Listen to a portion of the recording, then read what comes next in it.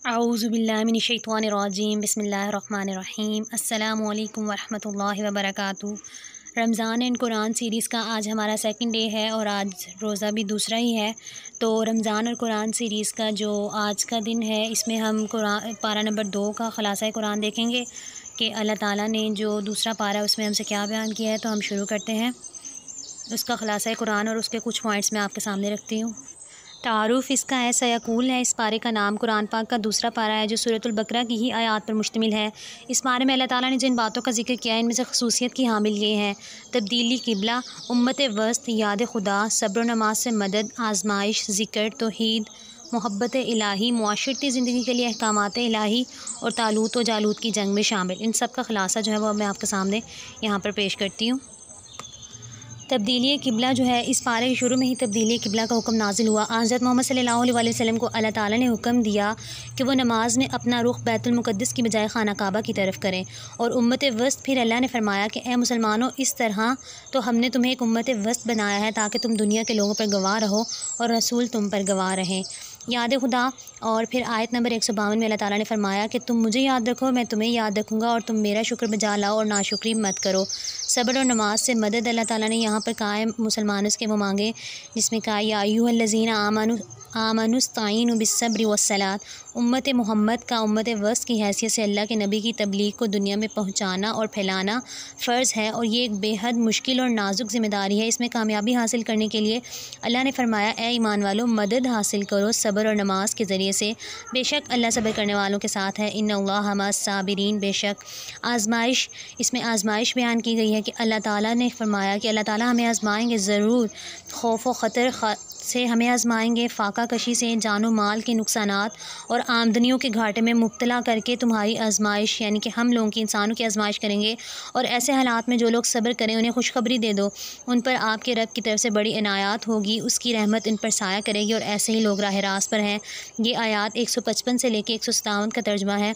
उसके बाद तौहीद का जिक्र किया गया है 163 से लेकर 164 आयत में, और उसके बाद मोहब्बत इलाही 165 आयत में है, जिसमें है कि ये इस्लाम का बुनियादी असूल है और ईमान का पहला ज़ीना है मोहब्बत इलाही। और इस ज़िक्र तौहीद के बाद फ़ौरन अल्लाह ने फरमाया कि जो लोग साहिब ईमान होते हैं उनकी शदीद तरीन मोहब्बत अल्लाह के साथ ही होती है। उसके बाद मौशरती ज़िंदगी के लिए अल्लाह ताला के कुछ अहकाम हैं, और उसके बाद जो इसमें अहकामात हैं उसकी यहाँ पर तफसील देख लेते हैं कि अल्लाह ने फरमाया कि हलाल खाओ और बाप दादा की अंधी तकलीद ना करो, यानी कि ज़मीन में जो भी चीज़ें अल्लाह ने इंसानों के लिए हलाल रखी हुई हैं, इंसान उस पर चले और शैतान के बताए हुए रास्तों पर ना चले, क्योंकि वो इंसान का खुला दुश्मन है।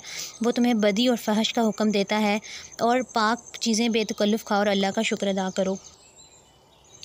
उसके बाद है हराम चीज़ें जिनसे मना किया गया है। फिर है कि नेकी क्या है। अल्लाह ताला इस पारे की आयत नंबर 177 में फ़रमाते हैं कि नेकी ये नहीं कि तुमने अपने चेहरे मशरिक़ की तरफ कर लिया या मगरिब की तरफ, बल्कि नेकी ये है कि एक नेक और मुत्तकी आदमी 10 खसूसियात का हामिल हो।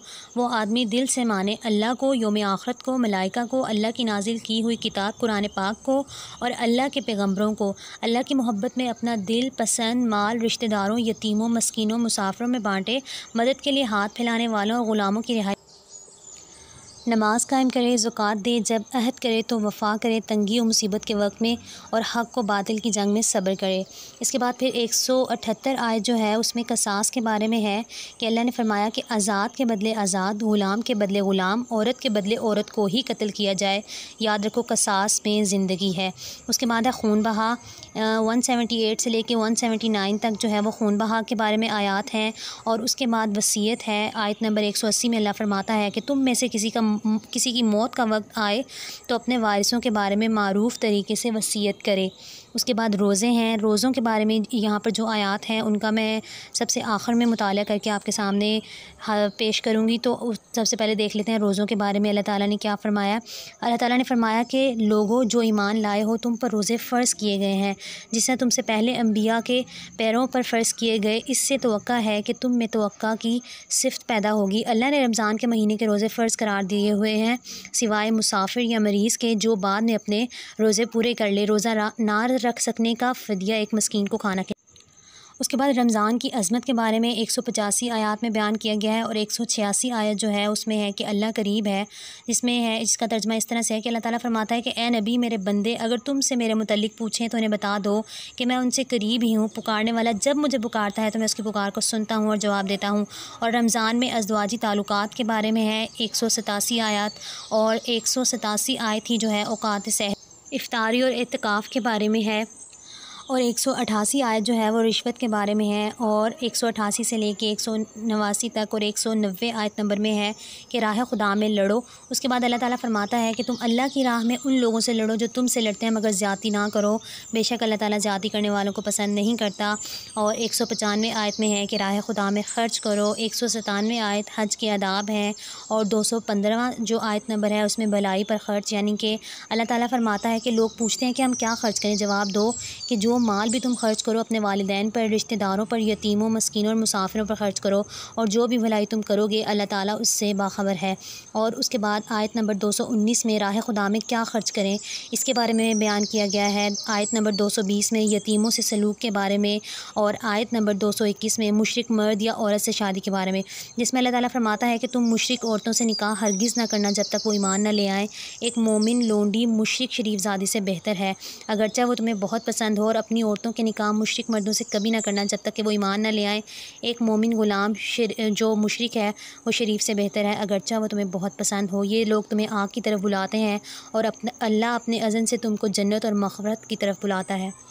आयत नंबर 222 हैज़ के बारे में है। उसके बाद आयत नंबर 226 इला, यानी कि ज़न और शोहर का ताल्लुक़ ना रखने की कसम है। अल्लाह ताला फरमाता है कि जो लोग अपनी औरतों से ज़न यानी कि शोहर का ताल्लुक़ ना रखने की कसम खा बैठते हैं, इनके लिए 4 महीने की मोहलत है, यानी इस दौरान वो अपने ताल्लुकात दुरुस्त कर लें, वरना रिश्ता ख़त्म हो जाता है और फिर वो अपनी मर्ज़ी से कहीं और निकाह कर सकें। और इस पारे की आयत नंबर 228 जो है वो तलाक़ के बारे में है, और रज़ात का हुक्म जो है वो 233 आयत में है। बच्चे का यानी कि दूध पिलाना, अल्लाह ताला फरमाता है कि रज़ात की मुद्दत 2 साल है। औरत अपने बच्चे को 2 बरस तक दूध पिलाएगी, और उसका जो भी यानी कि नानो नफ़का की ज़िम्मेदारी होगी वो उसके बाप की होगी, और अगर बच्चे का बाप मर जाए तो बाप के वारिस को ये ख़र्च देना होगा। आयत नंबर 234 आयत नंबर जो है वो इद्दत के बारे में है।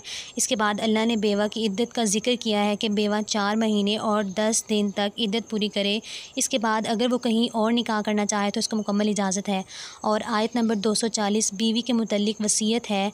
इस बारे में अल्लाह ताला फरमाता है कि इस बात का भी ज़िक्र किया गया है कि जो लोग वफ़ात पा जाएं और अपनी बीवियों के मुतल्लिक़ वसीयत कर जाएं कि 1 साल तक इनको नानो नफ़का दिया जाए और घर से ना निकाली जाए, कर्ज़े हुस्ना।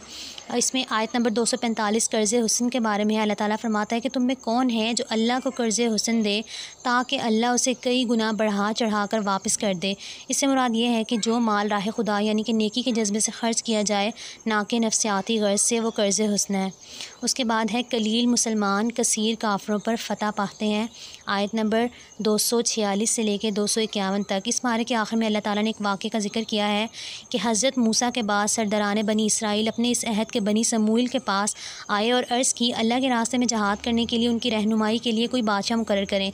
उन्होंने तालूत को बादशाह मुकर्रर किया तो लोगों ने एतराज़ किया कि वो कैसे हमारा बादशाह हो सकता है, उसके पास मालो दौलत की फ़रावनी नहीं है। जनाब समूइल ने जवाब दिया कि अल्लाह ने इसे तुम्हारे लिए मुंतखब किया है, इसे दिमागी और जिस्मानी दोनों किस्म की अहलियतें फरावानी के साथ दी हैं। चनाचा जब तालूत बादशाह बन गया तो मुसलमानों का एक लश्कर लेकर जहाद के लिए रवाना हुआ। फिर जब तालूत के साथ ही मुसलमान आगे बढ़े तो उन्होंने तालूत से कहा कि हम में जालूत और उसके लश्करों के मुकाबले की ताकत नहीं, मगर जिनको अल्लाह पे भरोसा था उन्होंने कहा।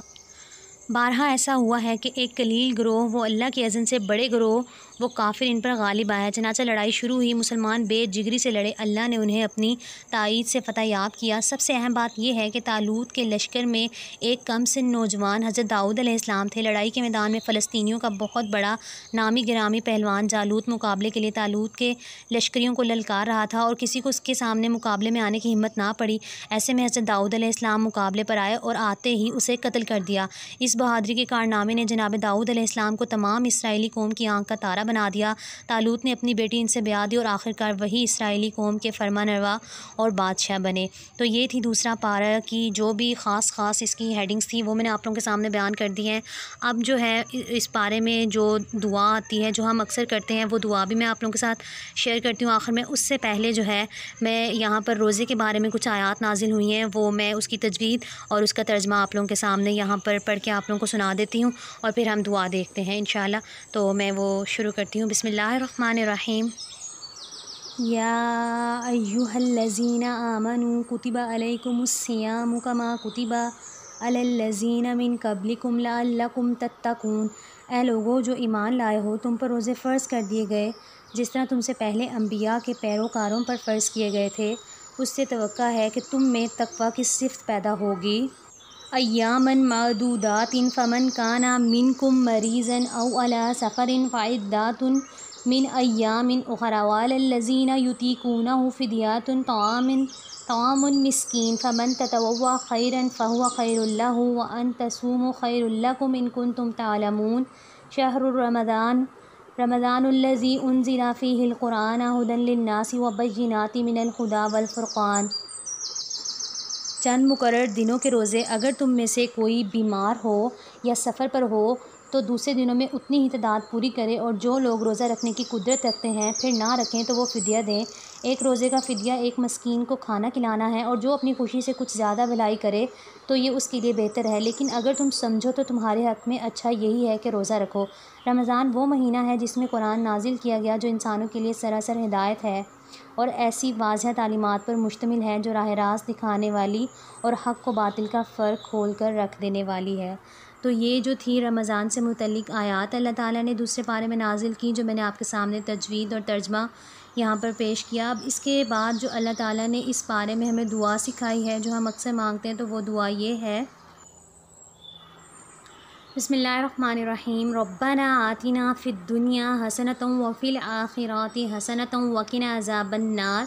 ए रब हमें दुनिया में भलाई दे और हमें आखिरत में भलाई दे और हमें अज़ाब दोज़ख से बचाए। इतनी अच्छी दुआ है, इसको आप लोग भी मांगा करें। देखें कोई इंसान है जो दुनिया की भलाई चाहता है और आखिरत की भलाई नहीं चाहता, और कुछ लोग ऐसे हैं जो आखिरत में भलाई चाहते हैं और वो दुनिया के लिए कुछ नहीं मांगते। इसलिए ये दुआ हमें सिखाती है कि हमने दुनिया में भी भलाई मांगनी है और आखिरत में भी भलाई मांगनी है। वरना इंसान जो चाहता है अल्लाह तो उसे दे देते हैं। अगर वो दुनिया में ही सब कुछ मांग लेगा तो अल्लाह उसको दुनिया में अता कर देंगे, अगर आखिरत में मांगेगा तो आखिरत में। इसलिए हम लोगों को चाहिए कि हम दोनों में भलाई मांगें, दुनिया में भी और आखिरत में भी। तो मुझे उम्मीद है कि आज के पारे का जो ख़ुलासा है वो भी आप लोगों को अच्छी तरह समझ आ गया होगा। आप सब ने मुझे पहले पारे वाली वीडियो पे बहुत अच्छी तरह से अप्रिशिएट किया, आप सब का बहुत बहुत शुक्रिया। मेरी अल्लाह ताला से दुआ है कि अल्लाह ताला हमें कुरान पाक को पढ़ने, समझने और अमल करने की तौफ़ीक़ अता फ़रमाए। मुझे अपनी दुआओं में याद रखिएगा। जज़ाकल्लाहु खैरन कसीरा। शुक्रिया। अल्लाह हाफ़िज़।